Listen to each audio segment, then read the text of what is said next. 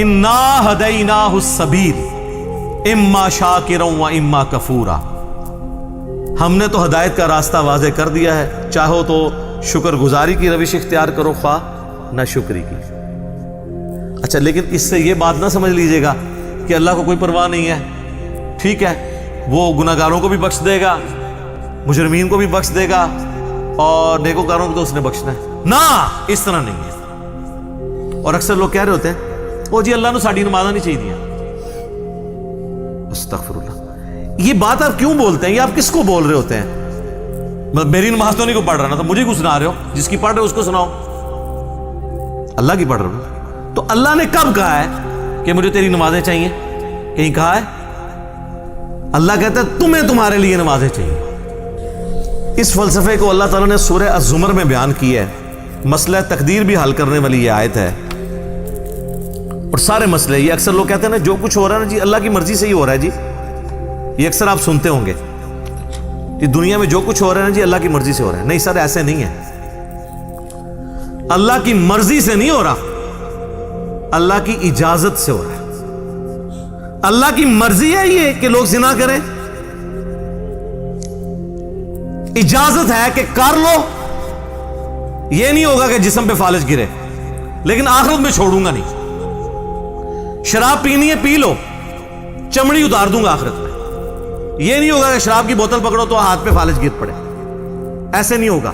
اجازت ہے، نیکی کرنی ہے کرو، برائی کرنی ہے کرو، مرضی نہیں ہے۔ مرضی یہی ہے کہ پیغمبروں کا راستہ اختیار کرو۔ یہ فلسفہ جو ہے نا سورہ زمر میں بیان ہوا ہے، آیت نمبر 7۔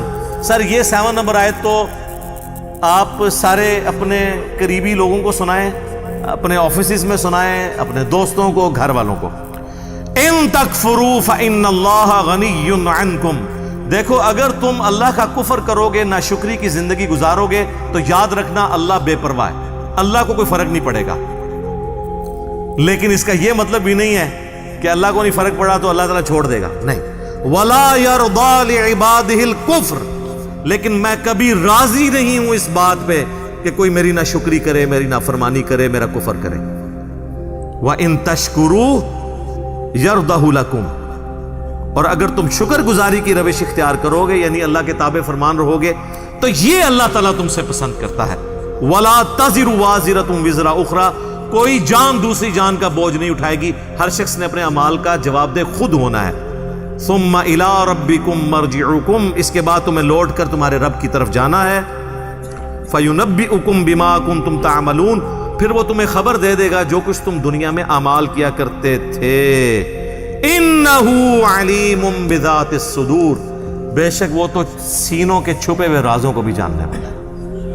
اللہ اکبر، یار اللہ سے کون بھاگ سکتا ہے؟ میرے بھائی آپ اپنی داڑھیوں سے، پگڑیوں سے، نمازوں سے، تسبیحوں سے دنیا کو دھوکہ دے سکتے ہیں، قانون کو چکمہ دے سکتے ہیں، اللہ سے بھاگ کے کہاں جائیں گے؟ اللہ تو اتنا باریک بین ہے کہ جن لوگوں کی نماز، حج، زکوٰۃ بھی لکھے ہوں گے نا قیامت والے دن، فرشتوں نے نیکیوں کے ڈھیر لگائے ہوں گے، اللہ 0 سے ملٹیپلائی کر دے گا۔ اللہ سے بڑا ڈاڈا سر، اللہ بڑا ڈاڈا جائے۔ ہاں اللہ والے بن جاؤ تو اللہ سے زیادہ کوئی شفیق نہیں ہے، لیکن اللہ کے نافرمان ہیں تو سر اللہ بڑا ڈاڈا جائے۔ مسلم شریف میں حدیث ہے سب سے بڑی 3 نیکیاں کون سی ہو سکتی ہیں؟ تینوں نیکیوں کے بارے میں نبی علیہ السلام نے کہا کہ یہ کرنے والا بھی جہنم میں چلا جائے گا۔ نمبر 1 آپ نے فرمایا قیامت والے دن اللہ تعالیٰ ایک شہید کو اٹھائے گا اور پوچھے گا میں نے تجھے اتنا کچھ دیا، اچھی صحت دی، تو نے میرے لیے کیا کیا؟ وہ کہے گا یا اللہ جان سے قیمتی کون سی چیز تھی تیرے لیے دے دی؟ تو اللہ تعالیٰ فرمائے گا تو نے جان اس لیے دی کہ لوگ تجھے بہادر کہیں، تو دنیا نے تیری بڑی تعریف کی، تو دنیا سے اپنا اجر لے چکا ہے، میرے ہاں کوئی اجر نہیں، اوندھا منہ کر کے جہنم میں۔ فرشتوں نے اسے شہید لکھا ہوا ہے، اللہ نے کہا نو،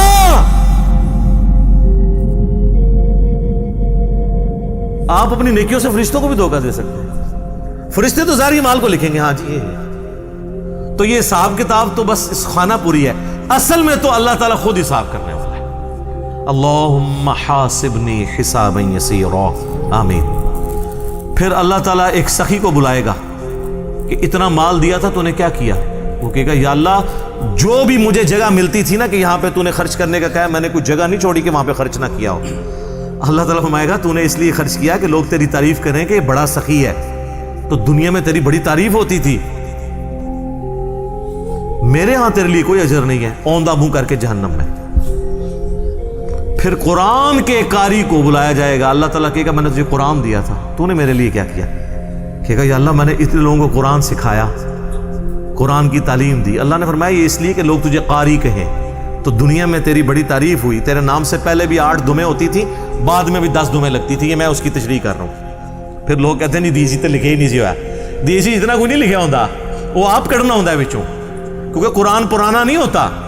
قرآن اگر نبی اسلام کے زمانے میں بات ہو رہی ہے نا سورۃ الانفال میں کہ اپنے جو گھوڑے ہیں وہ جہاد کے لیے تیار رکھو، تو آج گھوڑوں کو ہم میزائل میں اور ایئر کرافٹس کی فارم میں اس کو ترجمے اور تشریح میں بیان کریں گے، ہمیں یہ کوئی گلا نہیں کرے گا یہ قرآن میں گھوڑے لکھا سی تسی یہ کیوں بیان کیتا ہے؟ تو تسی کھوتے نہ بنو، اپنی عقل بھی استعمال کرو، وہ تو ڈاکٹرن ہوتی ہے۔ اللہ تعالیٰ اس کو اوندھا منہ کر کے جہنم میں پھینکے گا۔ سر ان 3 بڑی نیکیوں سے بڑی کو نیکی کسی کو پتا تو مجھے بتا دے۔ شہادت سے بڑی کوئی نیکی نہیں ہے، سب سے قیمتی چیز اللہ کو دے دینا، جان۔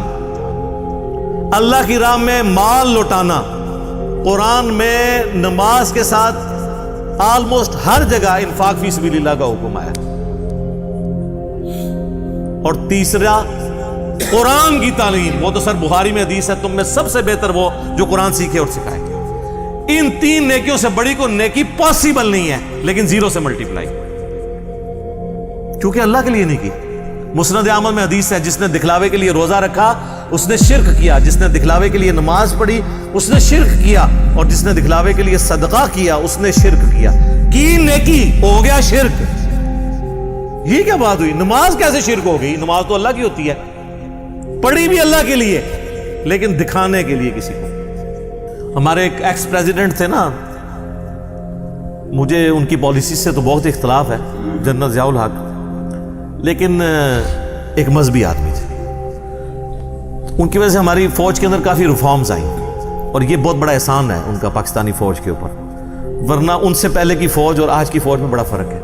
اب آپ کو مذہب کا رنگ غالب نظر آئے گا ہماری فوج کے اندر، اور جب فوج سے لوگ ریٹائر ہوتے ہیں تو میں تو سب سے زیادہ باقی اداروں کی نسبت ان لوگوں کو دیکھا ہے کہ پریکٹسنگ مسلمان ہیں، کیونکہ موت کو بڑا قریب سے دیکھ لیتے ہیں نا، تو بڑے بڑے لوگوں کی عقل ٹھکانے ہو جاتی ہے جب اپنے ساتھ آپ شہداء کی لاشیں اٹھاتے ہیں بارڈرز کے اوپر، تو بس انسان کو نظر آتی ہے یار کل تو یہ میرے ساتھ روٹی کھا رہا تھا، آج میں اس کے جسم کے لوتھڑے سمیٹ رہا ہوں، تو سب بڑے بڑے لوگوں کا قبلہ درست ہو جاتا ہے۔ تو جنرل ضیاء الحق صاحب چونکہ نمازی تھے بڑے پکے، تو ان کے ساتھ جو لوگ ہیں نا انہوں نے مجھے بتایا کہ جب وہ نماز جاتے تھے لوگ بغیر وضو بھی ساتھ پیچھے کھڑے ہو جاتے تھے،